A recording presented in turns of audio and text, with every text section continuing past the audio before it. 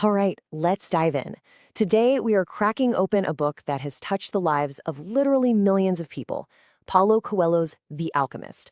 Now, on the surface, it's a pretty simple story about a shepherd boy, but trust me, the message it has about chasing your dreams, it's incredibly powerful. So let's just jump right in with the big question, the one that's at the heart of this entire book. And I want you to think about this for yourself as we go along. What is your personal legend? I mean, what's that one thing you've always wanted to accomplish? What do you feel deep down is your true calling in life? Okay, so let's meet our hero. His name is Santiago, and he's a young shepherd in Spain. And honestly, his life is pretty good. He loves his sheep, he loves being free, wandering the countryside. He's totally content. But then, a dream starts showing up, and it's a dream that just won't leave him alone.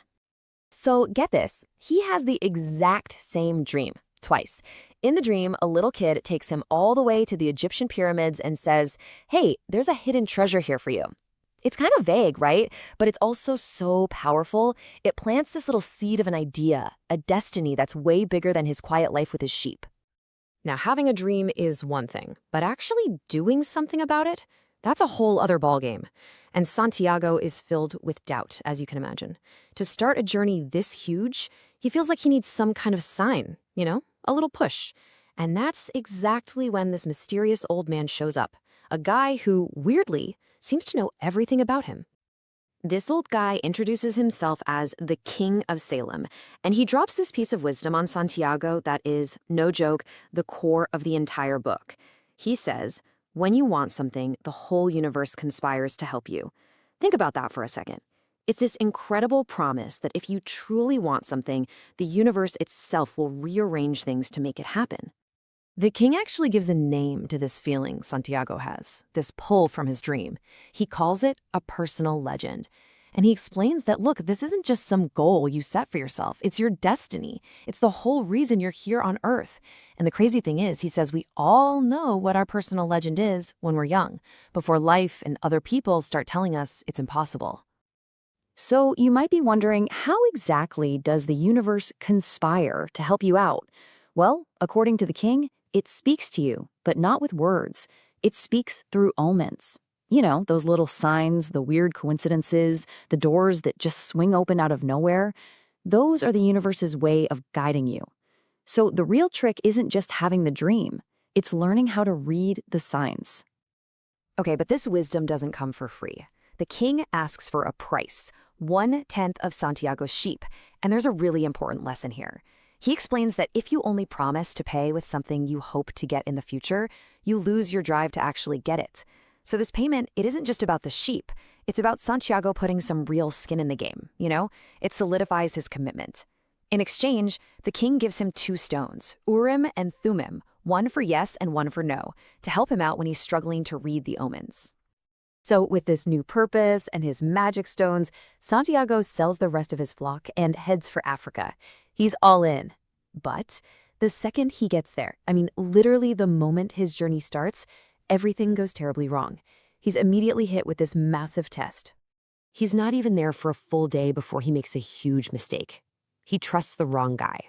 Someone who speaks his language, offers to help him out, to be his guide, and then just robs him blind. Takes every single penny. Just like that, Santiago is completely alone, with no money, and a country where he doesn't know anyone. You can just imagine how defeated he feels. His whole dream just feels like a giant, cruel joke. But here's where it gets interesting. This is the moment that really defines him. He could have just given up and gone home, right? But he doesn't. He sees an omen. He helps a candy seller set up his stall and realizes, hey, I can communicate without even speaking the language. And that little boost of confidence is enough for him to go find a job at a crystal shop. For the next 11 months, he works there trusting his gut, reading the signs, and coming up with new ideas for the business. And bit by bit, he doesn't just earn his money back, he rebuilds his faith in his journey. So with his pockets full again, Santiago joins a caravan to cross the massive Sahara Desert. His journey takes him to this incredible oasis, this little pocket of life in the middle of all that sand. And it's there he finds something he wasn't looking for at all, love. He meets a woman named Fatima, and he falls for her hard. For the first time, he actually thinks about giving up his quest just to stay with her. But she's the one who teaches him this amazing lesson. If it's real love, it's never going to stop you from chasing your personal legend. And this is where you can really see how much he's changed. He's looking up at the sky, watching two hawks fight. But he's not just seeing birds anymore. He's reading an omen. And he gets this sudden, terrifying vision of an army attacking the oasis. Now he knows if he's wrong, he could be killed for saying this. But he trusts the vision. He warns the tribal leaders, and he was right. They stop the attack, and Santiago becomes a hero. This incredible act of courage gets him noticed by his next great teacher, a super powerful and mysterious guy known simply as the Alchemist.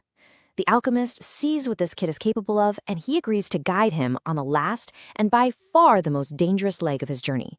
This is where Santiago is going to face his ultimate spiritual test. So as they're traveling, they get captured by this local warlord and his army. And to save them both, the Alchemist says something completely insane. He tells the warlord that Santiago is so powerful, he can literally turn himself into the wind. And he says he'll prove it in 3 days. If he can't, they'll both be killed. Can you imagine? Santiago is absolutely terrified. That fear of failure, it's become his biggest obstacle yet. So how in the world is he supposed to do this? Well, he basically uses everything he's learned so far. He goes up on a cliff and just starts talking. He speaks the language of the world. He has a real conversation, not with a person, but with the desert itself. The desert tells him to talk to the wind. The wind tells him to ask the sun. And the sun tells him he needs to speak to the hand that wrote all. It's this incredible chain of communication. And right there, in that moment, Santiago has this massive breakthrough. He finally gets it. The soul of the world, the soul of God, his own soul, they're not separate things. They're all connected. They are all one. And by plugging into that unity, by talking to the creator of everything, he performs an actual miracle. He becomes the wind. After pulling that off, as you can imagine, they're set free. The alchemist leads him almost all the way there and then says, "All right, kid, you've got to do the last part on your own." So Santiago finally makes it to the Egyptian pyramids. He's there. He's ready for his treasure. But the story isn't quite over. There's one more huge twist coming. He finds the exact spot from his dream, and he just starts digging. He digs all night long, completely filled with excitement. And he finds nothing. Absolutely nothing. And just when he's at his lowest point, these thieves show up. They beat him up and take the gold the alchemist had given him. It feels like the whole thing, the entire journey, was a complete waste. So there he is, lying on the sand, beaten and broken, and he tells the thieves about his stupid dream. And this is when the universe delivers the final, most incredible omen of all. The leader of the thieves just laughs at him, and he says, "You know, I had a recurring dream myself about a treasure buried all the way back in Spain, in a ruined church under a sycamore tree." And boom, there it is, the ultimate lesson of the whole story. The physical treasure, the gold, it was never at the pyramids. It was back home, right where he started the entire time. But think about it. There's no way he could have known that without making the whole journey. The trip itself was the key. So he goes all the way back home, back to that old church, digs under the tree, and there it is, a chest full of gold coins and jewels. But that's just the stuff, you know? The real treasure was everything else. It was the wisdom he picked up, the love he found with Fatima, his newfound ability to talk to the universe, and the amazing person he became on the journey. And as he's pulling the treasure out of the ground, he hears the alchemist's voice, almost like it's carried on the wind. And it reminds him of that final, beautiful point. The treasure wasn't the point. The journey was the point. The whole goal was just to see the pyramids. They're beautiful, right? Some things you just have to learn for yourself, through experience. Which really leaves us with one final thought, doesn't it? Santiago's journey changed him. It gave him everything he needed. Now he can go back to Fatima, not as the simple shepherd boy who left, but as this man who has truly lived his personal legend. So the question for all of us is, once you've had your adventure, once you've gained your wisdom, once you've seen your pyramids, what are you going to do with it now?